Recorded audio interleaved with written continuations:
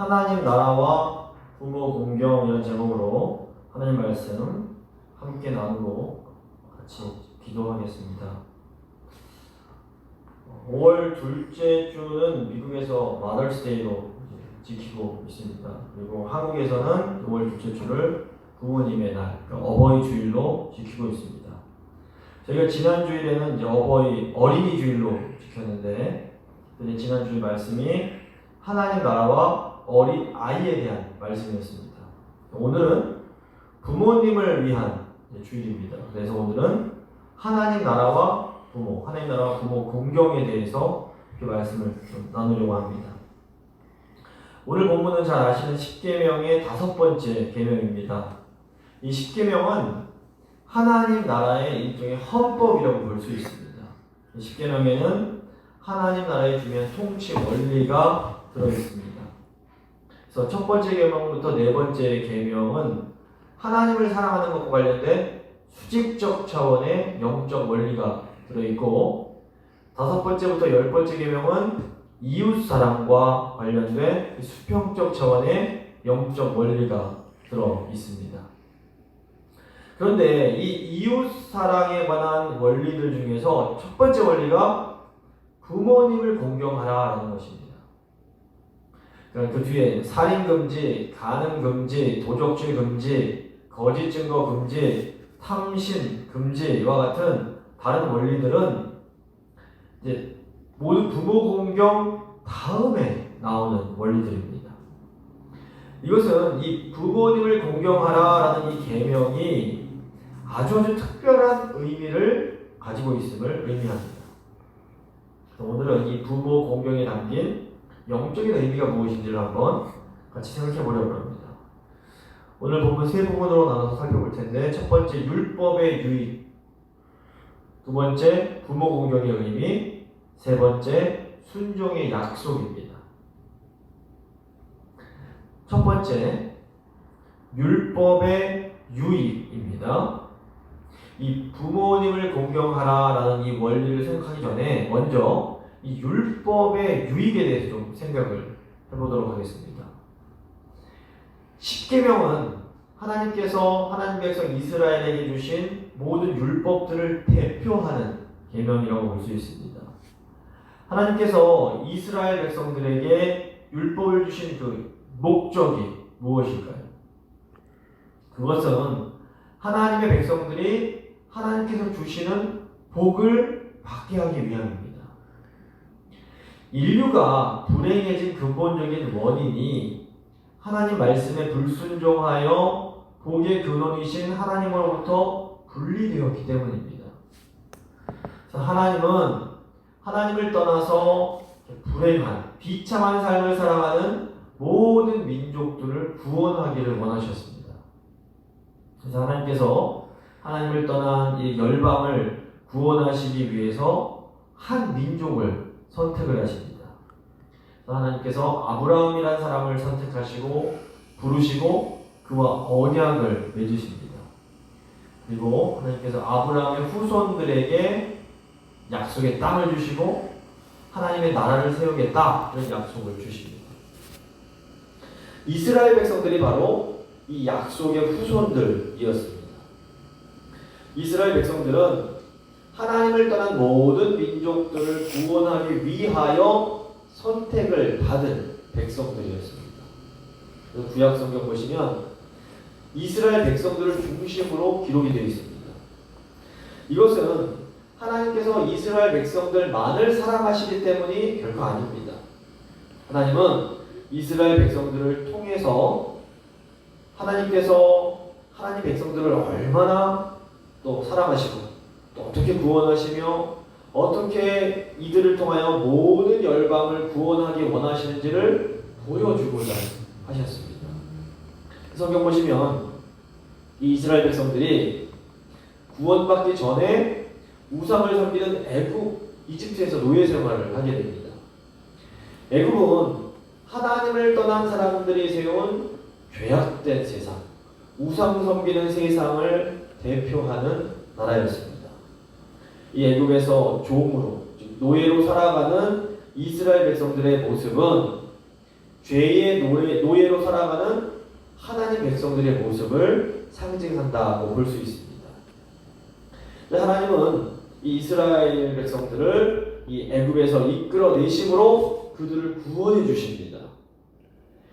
하나님께서는 이 출애굽한 이스라엘 백성들을 시내산으로 인도하시고 그곳에서 그들과 언약을 맺으십니다. 언약은 하나님과 하나님 백성들 사이에 맺은 아주 특별하고 친밀한 관계라고 말씀드렸습니다. 이 구약 시대에는 이 이스라엘이 언약 백성이었다면 이 신약 시대인 오늘날에는 예수님을 믿는 그리스도인들이 새 언약 백성입니다.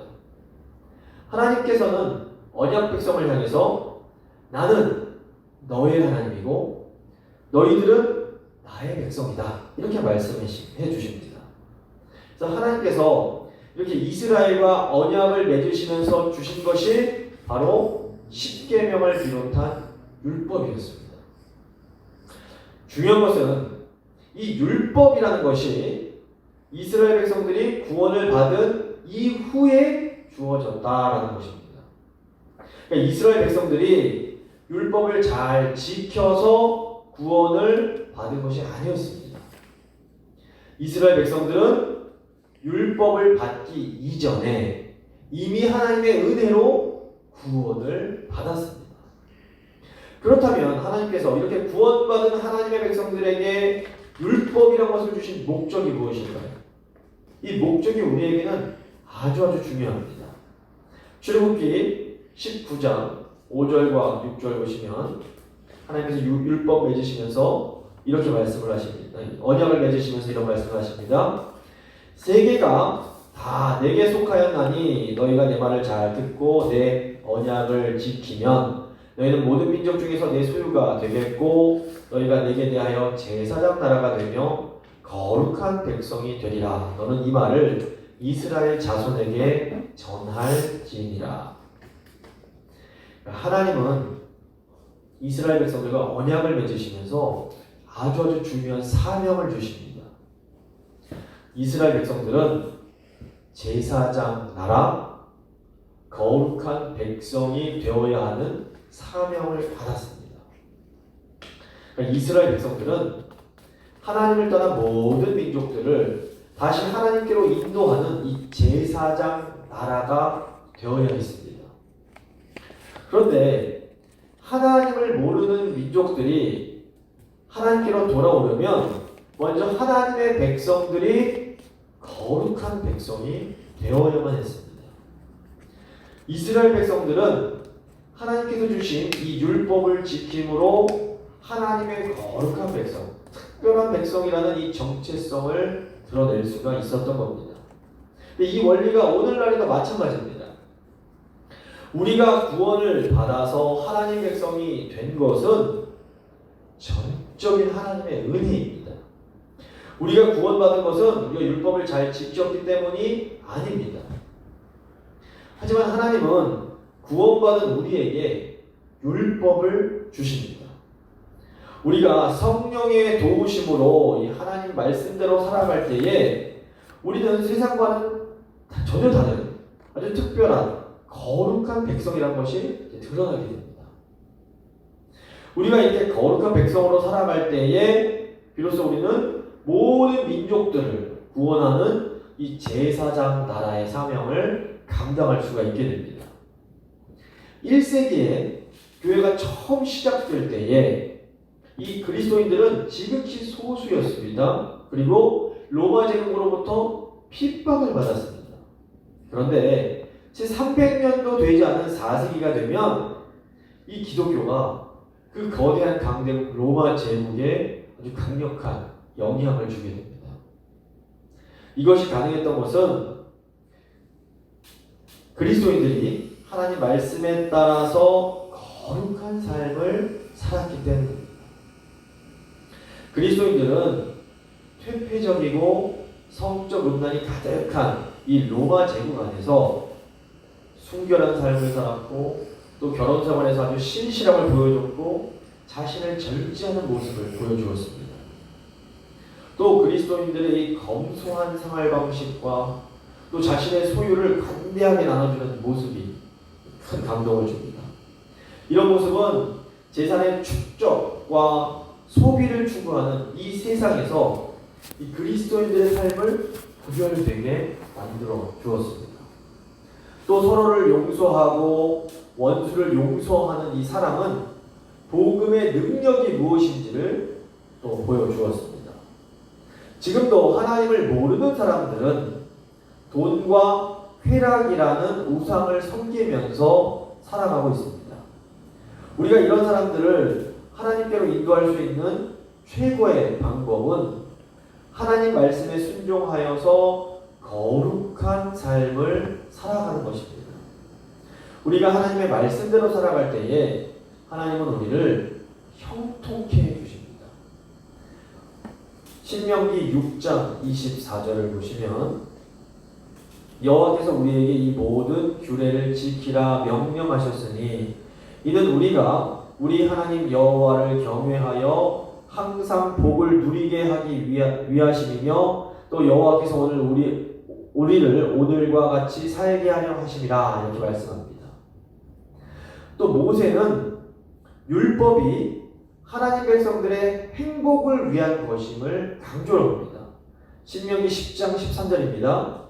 내가 오늘 너의 행복을 위하여 내게 명하는 여호와의 명령과 규례를 지킬 것이 아니냐. 결국 이게 무슨 말입니까? 십계명으로 대표되는 율법은 구원받은 하나님의 백성들에게 주신 선물이었던 겁니다. 하나님의 백성들은 하나님 말씀에 순종함으로 복을 받아 누리고 또 이 받은 복을 주위 사람들과 나누면서 살아야 하는 겁니다. 우리가 성경에 나오는 율법을 생각할 때 가장 먼저 기억해야 할 것이 바로 이것입니다. 십계명을 비롯한 모든 율법은 우리가 하나님 안에서 참된 자유와 행복을 누리며 이웃을 더 사랑하며 섬길 수 있도록 하기 위해서 주신 하나님의 은혜의 선물이라는 것입니다. 이제 이어서 부모 공경의 의미에 대해서 좀 생각해 보겠습니다. 모든 율법이 하나님이 우리에게 참된 행복과 유익을 주시기 위하여 주신 거라면 이 부모 공경이라는 계명에 담긴 영적인 의미는 무엇일까요? 결론부터 말씀드리면 우리는 부모님을 공경하는 것을 통해서 겸손과 순종을 배울 수가 있습니다. 인간이 불행해진 근본적인 이유가 하나님 말씀에 불순종해서 하나님의 다스림에서 벗어났기 때문입니다. 따라서 인간이 다시 행복해질 수 있는 유일한 방법은 다시 하나님 말씀에 순종하여 하나님의 다스림 안으로 들어가는 방법밖에 없습니다. 우리가 하나님 안에서 참된 행복과 만족을 누리기 위하여 가장 중요한 것이 바로 순종입니다. 순종이란 말 그대로 하나님 말씀대로 행동하는 겁니다. 근데 이 순종을 위해서 가장 중요한 것이 있는데 그게 바로 겸손입니다. 성경이 가르치는 인간의 가장 근본적인 죄가 바로 교만입니다. 성경이 말하는 교만은 단순히 다른 사람들 앞에서 내가 잘났다 이렇게 잘난 척하는 것이 아닙니다. 교만의 본질은 하나님처럼 되려고 하는 것입니다. 첫사람 아담과 하와가 하나님께서 금지하신 선악과를 따먹은 그 동기가 무엇입니까? 하나님처럼 되고 싶어하는 그 교만 때문이었습니다. 창세기 2장 보시면 생명나무와 선악을 알게 하는 나무가 이 에덴 동산 중앙에 위치합니다. 창세기 2장 9절입니다. 여호와 하나님이 그 땅에서 보기에 아름답고 먹기에 좋은 나무가 나게 하시니 동산 가운데에는 생명나무와 선악을 알게 하는 나무도 있더라 이렇게 되어 있습니다. 그런데 이 성경에서 가운데 중앙의 자리는 하나님의 영역을 상징합니다. 생명나무와 선악을 알게 하는 나무가 이 에덴 동산 중앙에 있었다라는 것은 이 생명과 선악, 즉 진리가 하나님의 영역에 속해 있는 것임을 의미합니다. 우선 생명나무가 상징하는 생명은 전적으로 하나님께 속한 것입니다. 우리가 이 세상에 존재하는 모든 생명을 존중해야 하는 이유가 바로 이 때문입니다. 이 세상의 모든 생명의 주인은 하나님이시지 우리가 아닌 겁니다.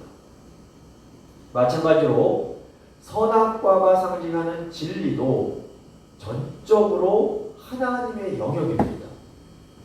세상에 존재하는 모든 선악, 참과 거짓을 판단하는 절대적이고 유일한 심판자는 하나님이십니다. 시간과 공간의 제약을 받는 유한한 인간은 이 선악을 판단할 수 있는 심판자가 될 수가 없는 것입니다. 첫 번째 인류 아담이 선악과를 따먹은 것은 인간이 스스로 선악을 판단하는 하나님처럼 되겠다, 하나님처럼 되고 싶다라는 그 의지와 욕망의 표현이었습니다. 신학적인 차원에서 볼 때 이 아담은 모든 인류, 모든 사람들을 대표하는 존재입니다. 그래서 모든 사람들은 아담 안에서 아담과 함께 타락하여 하나님처럼 되고 싶어하는 이 자기 중심적인 죄성을 갖게 되었습니다. 이 타락한 모든 인간은 그래서 본능적으로 자신이 하나님처럼 우주의 중심이 되고 싶어합니다. 그래서 교만한 사람일수록 세상의 모든 일들이 자기 중심으로 돌아가 주기를 간절히 바랍니다. 그래서 교만한 사람일수록 다른 사람들을 조종하고 이렇게 통제하고 싶어 합니다. 교만한 사람은 가정, 교회, 직장, 심지어는 국가마저도 내 뜻대로 이렇게 컨트롤하려고 합니다. 그리고 모든 일이 자기 뜻대로 되지 않으면 참지 못하고 화를 내게 됩니다. 인간이 돈과 권력을 차지하려는 이유도 결국에는 자기 뜻대로 다른 사람들을 이렇게 주무르고 싶기 때문입니다. 돈이 있는 사람은 돈으로 사람들을 조종하고 또 권력이 있는 사람들은 그 힘으로 사람들을 컨트롤하려고 합니다. 타락한 인간은 다른 사람들을 내 마음대로 이렇게 막 다스릴 때에 깊은 쾌감을 느끼게 됩니다. 성경이 말하는 교만은 자신을 높여서 하나님께 등을 돌리는 겁니다. 나는 충분히 착하다, 선하다라고 생각하면서 다른 구태여 하나님 같은 존재는 필요가 없어 라고 말하는 겁니다. 그래서 어떤 경우에는 인간적으로 보기에는 가장 착하고 겸손해 보이는 사람이 하나님이 보실 때에는 가장 교만한 사람일 수가 있는 겁니다. 바로 그 인간적인 겸손함 때문에 하나님 필요 없어 라고 말하는 그 하나님의 거부를 표현하기 때문에 그렇습니다. 그래서 이렇게 믿음 없는 분들과 대화를 나누다 보면 정말로 훌륭한 인격을 가진 분들일수록 더욱더 예수님을 필요 없다라고 말하는 경우를 종종 보게 됩니다. 나는 충분히 이만하면 선하게 살고 있으니 뭐 하나님이나 이런 신 따위 없어도 충분히 나 혼자 잘 살 수 있어 이렇게 생각을 하는 겁니다. 이 교만이 무서운 것이 이처럼 인간으로 하여금 자신의 존재를 망각하게 만드는 겁니다. 교만한 사람은 하나님 중심에서 이렇게 인간 중심으로 돌아서게 되고 결국 하나님이 아니라 내가 원하는 것이 더 중요해지게 됩니다. 이런 교만은 결국 내가 원하는 것을 계속해서 추구하는 탐욕으로 이어지게 됩니다. 그렇기 때문에 이 근본적인 교만을 제거하고 겸손해지는 것이 우리를 꽉 묶고 있는 이 죄에서 벗어나 하나님께로 돌아갈 수 있는 유일한 방법이 되는 것입니다. 교만이라는 근본적인 이 죄의 문제가 해결이 되지 않으면 그 이후에 십계명에 나오는 살인, 간음, 도적질 거짓말 같은 이 탐심을 결코 이겨낼 수가 없습니다. 그래서 위대한 교부였던 성 어거스틴은 인간이 교만 때문에 타락했기에 겸손만이 구원의 유일한 길이다, 이렇게 말을 했습니다. 우리가 하나님께서 주시는 이 구원을 받는 길은 하나님의 말씀을 믿고 겸손하게 순종하는 것밖에 없습니다. 그런데 이 겸손은 우리 교만한 본성과는 정반대가 되는 성품입니다. 순종이란 나의 생각과 나의 의지를 꽉 꺾어서 하나님의 뜻에 맞추는 겁니다. 하나님 말씀에 순종하지 못하면 우리가 결국 하나님께서 주시는 참된 행복을 누리지 못합니다. 그런데 인간은 너무 교만해서 이 하나님 말씀에 순종하는 게 너무너무 어려운 겁니다. 부모 공경의 계명이 중요한 이유가 바로 이 때문에 그렇습니다. 이렇게 교만한 인간이 그래도 가장 거부감 없이 겸손과 순종을 배울 수 있는 방법이 바로 부모님을 공경하는 것입니다. 우리의 생명은 하나님으로부터 온 것입니다.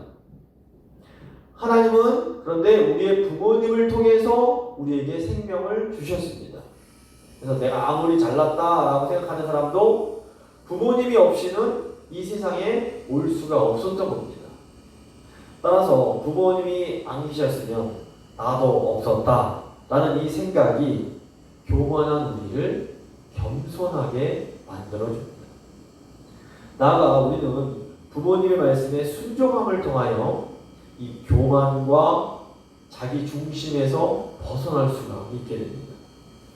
부모님 말씀에 순종하는 것은 나의 의지를 꺾어서 부모님 뜻에 이렇게 부모님의 뜻을 따라 움직이는 겁니다. 그래서 우리는 부모님께 순종하는 걸 통해서 하나님께 순종하는 것을 연습할 수가 있습니다. 인간이 자기의 교만한 것을 내 멋대로 하고 싶은 이 본성을 꽉 꺾어서 순종하는 것이 결코 쉬운 일이 아닙니다. 무엇보다 사람은 다 자존심이 너무너무 강합니다.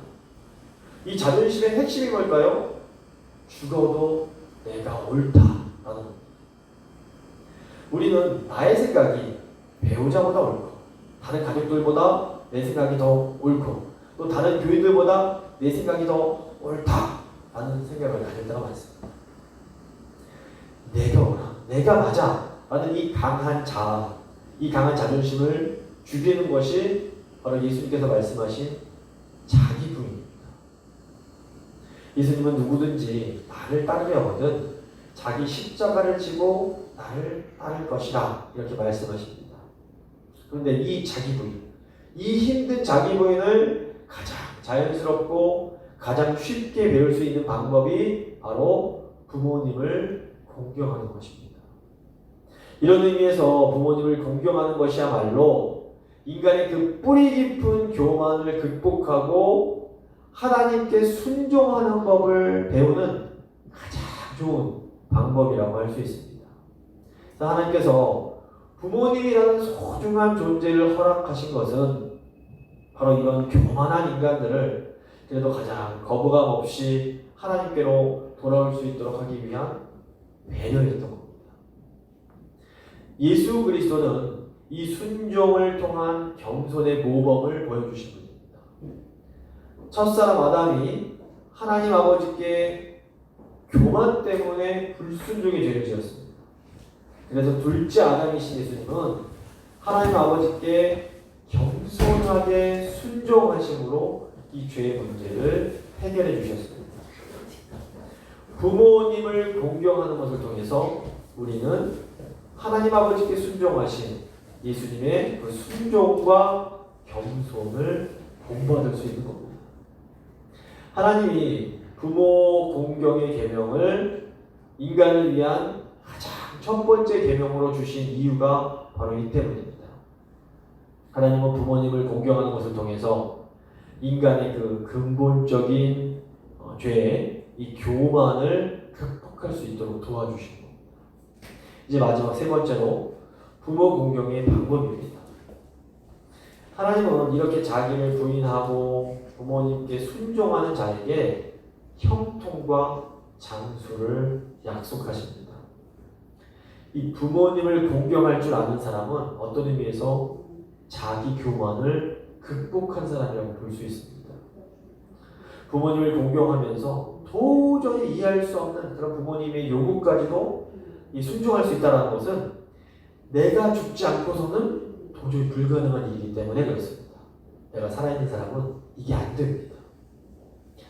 부모님께 순종한 사람은 자기의 강한 기질을 죽이고 자아를 십자가에 못 박는 것을 훈련한 사람입니다.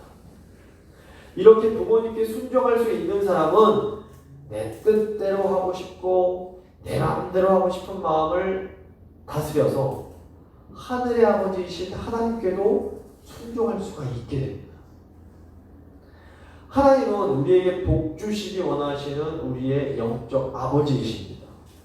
그런데 하나님께서는 복 주고 싶으셔도 이 교만한 마음을 가진 사람에게는 복과 형통을 주실 수가 없습니다. 왜 그렇습니까? 교만한 사람에게, 자아가 살아있는 사람에게 복을 주시면 그 복이 아니라 저주로 변하기 때문에 그렇습니다. 하나님은 자기를 부인하고 하나님께 철저하게 순종할 수 있는 겸손한 사람에게 복을 주실 수 있습니다. 겸손한 사람만이 하나님이 주신 복을 잘못 사용해서 멸망의 길로 가지 않고 자기도 그 복을 잘 누리고 이웃에게 그 복을 나눌 수 있기 때문입니다. 그렇다면 어떻게 해야 될까요? 이게 이제 중요합니다. 우선 부모님들은 가능한 자녀들이 아주 어릴 때부터 부모 공경을 훈련시켜야 합니다. 너무 예쁘고 소중한 자녀라고 무조건 괜찮아 용납하는 것은 사실상 우리 자녀를 위한 것이 아닙니다.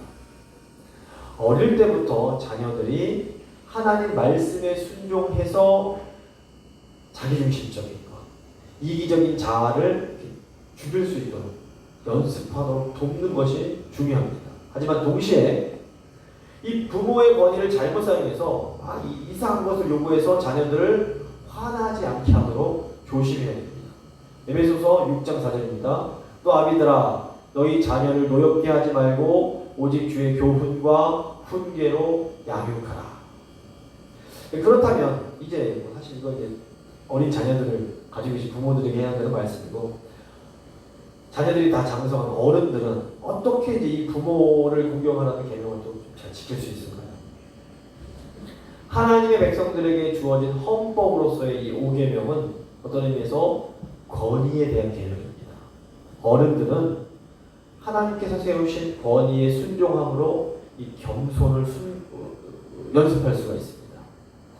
우선 결혼하신 성도님들은 부부간에 피차 복종하는 연습을 하실 수가 있습니다. 아내들은 남편에게 순종하시고 남편들도 아내에게 순종하시면 됩니다. 남편들이 아내에게 순종한다라는 표현이 어색하게 느껴질 수 있습니다. 하지만 에베소서 5장을 보시면 아내에게는 남편에게 복종하라 이렇게 명령을 하시고, 또 이제 남편들을 향해서는 예수 그리스도께서 교회를 사랑하신 것처럼 남편들이여 아내를 사랑하라 이렇게 명령을 합니다. 그런데 사실 따지고 보면 남편이 아내를 사랑해주는 가장 좋은 방법이 아내의 말에 귀 기울여주고 아내의 말을 잘 들어주는 겁니다. 이게 순종입니다. 무엇보다 에베소서 5장 21절 보시면 그리스도를 경외함으로 피차 복종하라, 서로 복종하라 이렇게 명령을 합니다. 부부간에 서로 복종하는 것, 서로 순종하는 것은 결코 쉬운 일은 아닙니다. 그렇기 때문에 이 부부간에 서로 이렇게 복종하는 일은 자기를 부인하는 최고의 경건 훈련이 될 수가 있는 겁니다. 이게 또 하나님과 연결이 됩니다. 또한 이 교회의 리더십이 그 영적인 부모의 역할을 합니다. 따라서 이미 이제 장성하신 신자들은 교회 리더십의 권위에 순종하는 것을 통해서 또 이 부모 공경의 계명을 지킬 수가 있습니다. 이렇게 부모님을 공경하고 부부간에 피차 복종하고 교회 리더십에 순종하는 것, 이게 다 우리 교만한 성품과는 반대되는 것이기 때문에 쉬운 일이 아닙니다. 하지만 중요한 것은 우리 안에 계신 성령께서 우리를 도와주고 계신다라는 사실입니다. 우리가 성령님의 도우심으로 자기를 부인할 때에 우리는 더 겸손해지고 하나님께 더 잘 순종할 수가 있게 됩니다. 하나님 나라의 삶은 이 순종을 통해서 하나님이 우리에게 주시는 복을 일차적으로 우리가 받아 누리고 또 이 복을 이웃과 나누는 그런 삶인 것입니다. 말씀을 마무리 짓도록 하겠습니다. 십계명을 비롯한 모든 율법은 바로 우리의 행복을 위해서 하나님이 주신 은혜의 선물입니다. 우리는 부모님을 공경하는 것을 통해서 겸손과 이 순종을 훈련할 수가 있습니다. 하나님은 부모 공경을 통해서 겸손과 순종을 훈련한 사람을 마음껏 축복해 주실 수가 있습니다. 부모 공경에 담긴 이 영적인 의미를 잘 기억하심으로 겸손과 순종을 늘 훈련하셔서 이 하나님께서 주시는 이 행복과 이 형통을 온전히 경험하는 우리 귀한 성도님들 되실 수 있기를 간절히 소망합니다. 이제 믿음의 기도 잠시 드리시겠습니다.